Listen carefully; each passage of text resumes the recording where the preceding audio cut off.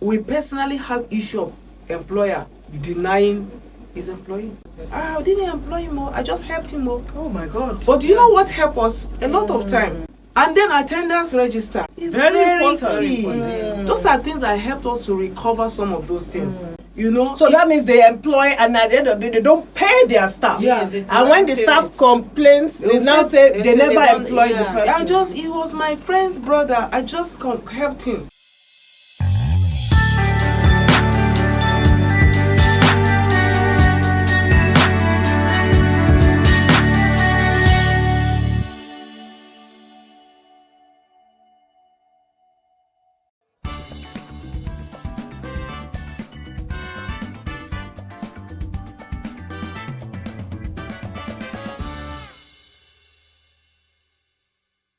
Hello everyone, the program of course is Spark, and the program Spark, you know how we do it. We try to bring in people who are relevant in, of course, the system in Nigeria, people who make things happen. And believe me, it is my pleasure today to have on two such women. My name is Lola Oduba. It's good to have you on the show. And of course, women are always a delight, just so as the other gender as well, so that I don't confuse those who are watching out there. We're just happy, and we thought, why not a mix up today? On my left, we have Miss Cecilia Emohi. Yes, good to have you on the program. And of course, Mrs. Cecilia is Deputy Director Pension, as in the Public Complaints Commission. On my right, we have Mrs. Adeniran, who is the Assistant Director, Investigation and Pension. Good to have you on the program. Good to have you too. Thank you very much. Before we go into the program proper, you are women who have been in the service for a long time. First of all, what are the challenges that you have encountered? There is no life without challenge. Whether you are working for the government or you are in business, you will definitely have challenge. Even in your family, your small family, there's always challenges. We have a lot of challenges, particularly for an organization like ours, that we are basically about people. Will I say we are more into like humanitarian services? That is what we render. Like specifically for us in pension, you are saddled with the responsibility of helping these pensioners, especially we call them senior citizens, that are going through one thing or the other, especially at with their age. They are going through the challenges of having to take care of their health, and then also meet their needs, kind of, because it's not all of them that have children that are doing well that can take care of them. Some of them don't have children that can take care of them, and even if they are faced with health challenge. And pensioners value their pension a lot. No matter what their children gives them, their pension is very important to them. So for us, helping the challenges we face here is sometimes they come here asking you for help too. And it's not as if the commission have a lot of money to give you. Your personal money, you have to give them. You have to take care of them. You look at them as your father, look at them as your uncle, so you need to help them. So the challenge is that financially we are really pressed to help them, which we are doing, and we wish we have more to do. Yes. Now, one of you I know has stayed over 20 years, or both of you have stayed 20 years in the service. Now, tell me, what are the major complaints that you receive? Let's take that with you. Well, in the commission, I think the major complaint we receive is basically on the pension.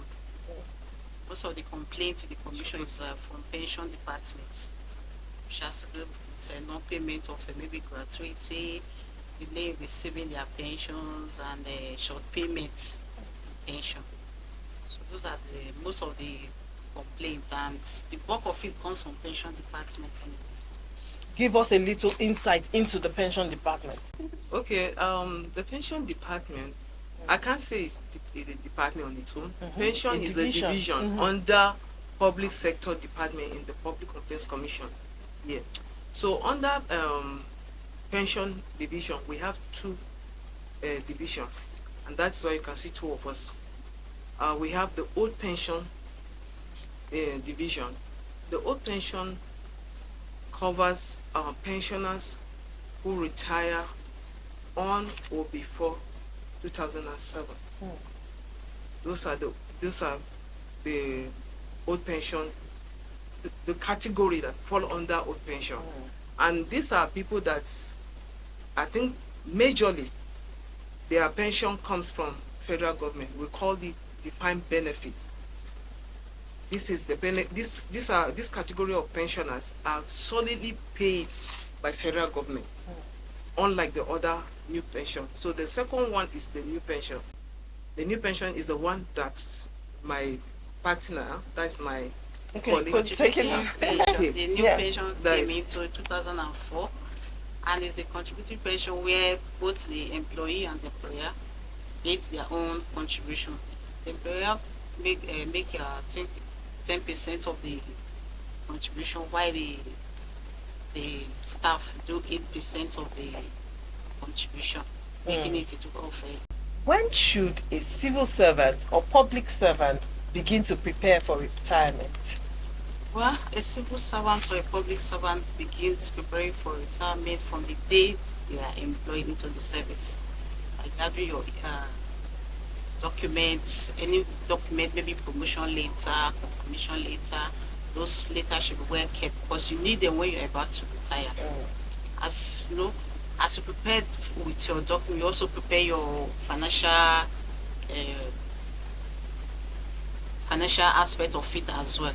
You might have maybe savings, can do personal savings as well. You can save with maybe the commission, they have a cooperative and all that. And most importantly is your documents. Your appointment letter should be well kept. You can make photocopies, like keeping some at home, in the office, in case of fire outbreak, maybe in the house or in the office, so that when you are retiring, those documents are well kept. And also you can also keep some of those documents maybe in the cloud by saving them, so that it becomes very easy for you. What are some of these documents that are required so that whoever is watching and does not know how many of these documents they need to have in place, you know, you can help them to begin to gather those documents and not just wait till the end of time, of course, till when they're getting retired, and then begin to have problems in accessing their funds. Like I said, you need your Appointment letter. your confirmation letter, then you need your last promotion letter, you need your age declaration or birth certificates, you need your bank statements, accounts and payslip. Your last 3 months before, payslip. before retirement, the last 3 months for new pension, and then for old pension you need like up to 6 months. Last payslip. So are those the only required? You also need your Yes. valid ID cards, like your national ID card, you need your passport or your voters cards. So this cuts across all sectors, not just No, the Public every Complaint You know, Commission. Yes. Now, I know that, I mean, if you look at, especially in Nigeria, I'm not going to talk about other climates. In Nigeria, a lot of people, you know, you see a lot of people standing outside of organizations waiting for pension, old people who have served the nation for over 30 years. And a lot of people end up getting ill, they cannot fund their retirement, they cannot, health care is not being taken care, you know, so many things. Is it that a lot of public servants just forget and leave it to the last minute? Or what actually is the problem here? Okay, over the years we've had issues like that, but there's so much improvement from where we are coming from. So much improvement, because now we have the old and the new pension. Before now, it was just purely old pension, and it was only head of service that was responsible for that. But now we have the PTAT, and then we also have the PFS. So the PFS are for the new pension. Those are pension fund administrators under PENCOM. So those one, because of that, now everybody make choice of who should be their PFA. So we have, like, you can go to FCMB, you can go to Sigma, you can go to IBTC, you can go to Premium. You have different pension administrators that you use. So when you do the needful early enough, you may not need to go and queue. At all. You may not need. I am not saying some PFS have their own issue, because sometimes, again, the bond may not come at early enough. Because, the bond comes from the federal government. Because they contribute, the employee and the employer contribute. So because of that, the PFA cannot pay you without getting that bond from federal government. So until that bond comes, usually, sometimes it used to be like 12 months after retirement, some more. But now, except for one issue or the other, is either the documentation is not okay or is not done early. That brings delay. But when everything is done early, and then the person still did not get his pension, that is when we now when we advise pensioners, go to Public Complaints Commission. Except that is done, you don't have any reason to worry. Your pension is supposed to come as at when. Okay, now you've been mentioning some names. I know for those who are not familiar with those names, they may have difficulty in wondering what is PENCOM, what is PITAD, what is PFA. So tell us. Well, the full meaning of PENCOM is National Pension Commission. Now, can we have the PITAD? Okay, PITAD is Pension Transitional Arrangement Directorate, in charge of the defined benefits. What about the PFA? The PFA is Pension Fund Administrators. And so we have PFA, different PFAs. So that Pension Fund Administrator is what we use for all of them, but we have different PFAs.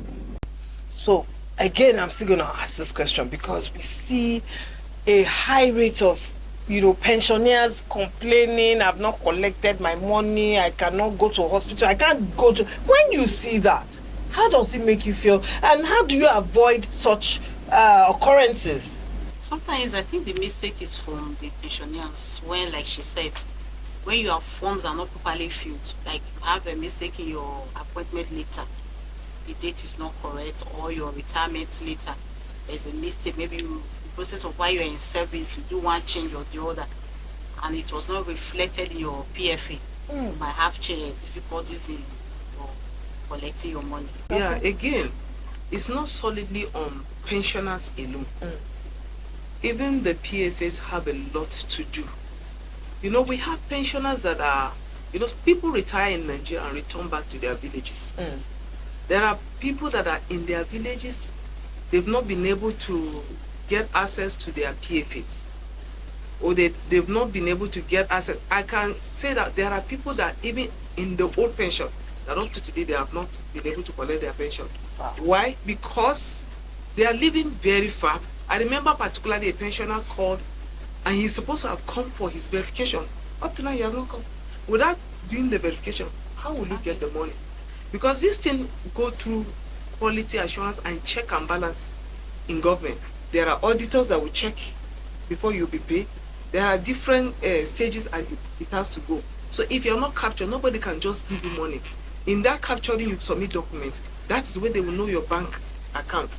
That is when they will know whether you are a genuine pensioner or not. You know how our system is. People defraud the government too. So if you don't come to do verification, how do you get your money? Even for next of kings, we say it over and over. If you don't come forward with your late father or mother documents, how do you get your pension? How do you get your benefit? So to get the benefit, you need to do the needful. And then the PFS too, we are advising them to up their game, because we are having a lot of pensioners daily. And so they need to improve in their service. It's so painful to hear that a pensioner in this new system retire and the pensioner first year, second year, third year. I advise that you have the details of these pensioners. You have their contact. Call pensioners on phone. I think most of our villages now have phone, have a network. You call the pensioner, you should designate somebody that will call these pensioners over and over until they show up, so that they will come for their claim. It's very important. Because we have an experience of somebody that is, even our boss here, he retired like 5 years ago, and he didn't get his benefit.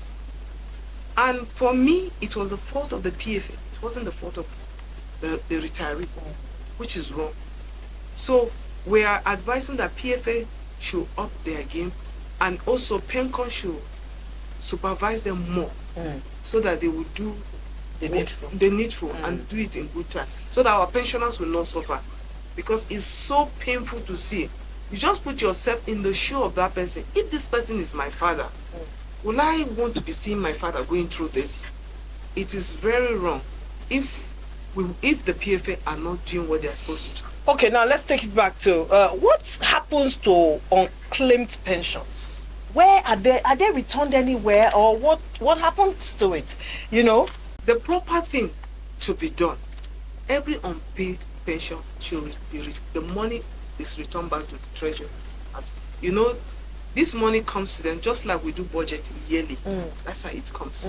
I think whatever, I am not speaking for the pension administrator or PITAD, but this is the right thing, that is the proper thing that to be done.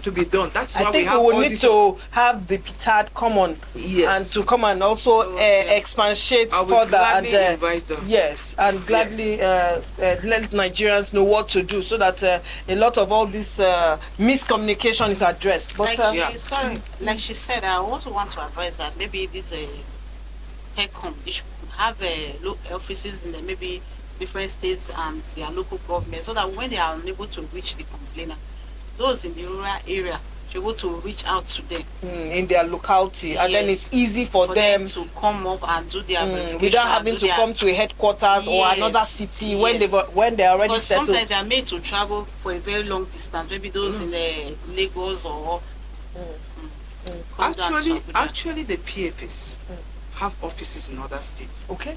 It's mostly their headquarters that are based in Abuja and Lagos. Like somebody was complaining about his father's gratuity, and he called me. I said, "Where are you?" He said, "He's in Ilorin, Kwara State." I said, "Peter have an office in Kwara State. That's for the old pension." I said, "Peter have office in Kwara State." I called and got the address, sent it to him. As I'm talking to you, he has started the process already. I called him. I said, "If you have any challenge, let me know." And then sometime, if I send them to any state office, I'll tell them, when you are there, let me talk to the person in charge. And in case, sometimes the pensioner may not understand what step to take, and they But may they are not, dependents. yeah, they may not even understand the documents. You just ask them, go and bring this list. You give them list. They don't know how to go about it. Later of administration and all that, I will explain. I will tell them this is what the pensioner need. So you educate them too. So some of these organizations, they have offices in the states. It may not be all the states, some of the state capital. So that makes it a little easier than where we are coming from. To be honest and to be fair, we are improving, but we have a long way to go. We still have a long way to go, because there are other countries that pensioner will just sit down, and because they already have all your information On their system. Yes, this is what is supposed to be done. You have all the person information. It's just one click. Everything is done. Is that And then the gradually payment process, being introduced into the Nigerian yes, system? gradually. So the pensioner should just relax at his old age and just get his money monthly without having to lodge complaint and all that. It's not necessary. Why are some pensioners dropped from payroll or short paid? Okay, this one is very common with old pension. This is it. There's something before now, some of them did not come for verification, physical verification, which was what Peter have done some years back. Every pensioner, they went state by state. They were able to verify pensioners. Even the ones that are sick in the hospital, they went there. I was opportune to follow them for one. They go to places that you need to use canoe, you need to use boat. Wow. And they went to verify some pensioners to ensure that all of them were captured. But I want to tell you that up to now, there are pensioners that did not come for that verification Yes, exercise. they will tell you, like the one I'm telling you is in the far north. I'm telling you, he will say that he didn't. And they did jingle, they did newspaper, radio, and some of them still. You won't blame them. The villages, sometimes some of our villages. So remote. Network. So very, remote. very Yes, remote. there's no network. And then those are, after some years of that verification, they were given ample time to come for verification. And when they did not come, they dropped them. It is assumed that pensioner is dead. Oh wow. Yes. If But you don't come for verification, if it's assumed that pensioner is dead, what then happens? Can his dependent take up and say, okay, I want to verify on behalf of my father, on behalf of my mother? Yes, that's where NOK comes. Okay, tell us about this, please. NOK is the next of kin. The next of kin that the person that maybe the son, the wife, anybody that the person put in his, like when you enter service, just like she said, you prepare for retirement as soon as you are employed. The person you wrote as your next of kin is the person that will go. So that's why they get letter of introduction sometimes from the organization. The organization will show that, oh, this person, like public complaint, now will say, okay, in her record, this is the person that is supposed to be her next of kin. You take it to be that, it's part of the thing. You do letter of administration, you do, you open estate account, because most time NOKs are 2. You open an estate account, and then you submit all the necessary documents that you're supposed to do. Then you come for verification. Instead of the pensioner being captured, the NOK, Is the the one. 2 NOK will be captured, or Okay. the 1 NOK will be captured. Okay. So that help. And then another reason why people are dropped from pension, apart from this verification, physical verification, after all the verification they did, there's something called I'm Alive. You sit at the comfort of your house to do your verification. I like that. That's where this issue of queuing up and stops. You sit at the comfort of your house to do with your smartphone or with your laptop. If you can't do it at all, business center near you can do it for you.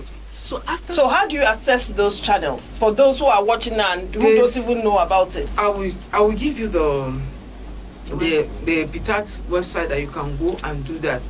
But most of the pensioners have it. So what you do is that you just go, you are captured 6 months.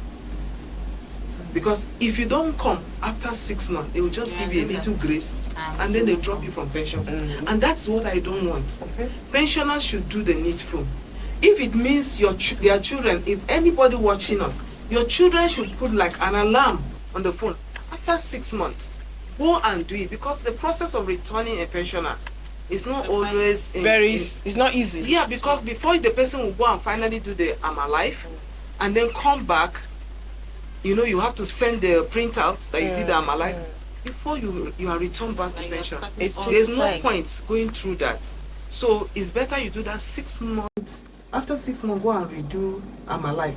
With your smartphone or, of course, a business center. Yes. If you don't have a smartphone. Yeah, most business centers even have that website now. Okay.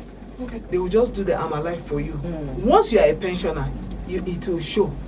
The moment you put your pension information, it will show. Okay. And then another thing is diaspora pensioners.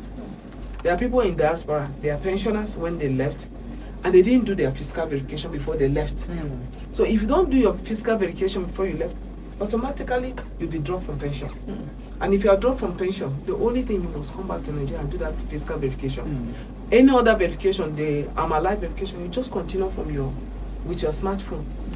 Fantastic. Is there any other thing that people who are, of course, in the public service should know right now that we have not discussed, especially as it concerns pensions and pensioners?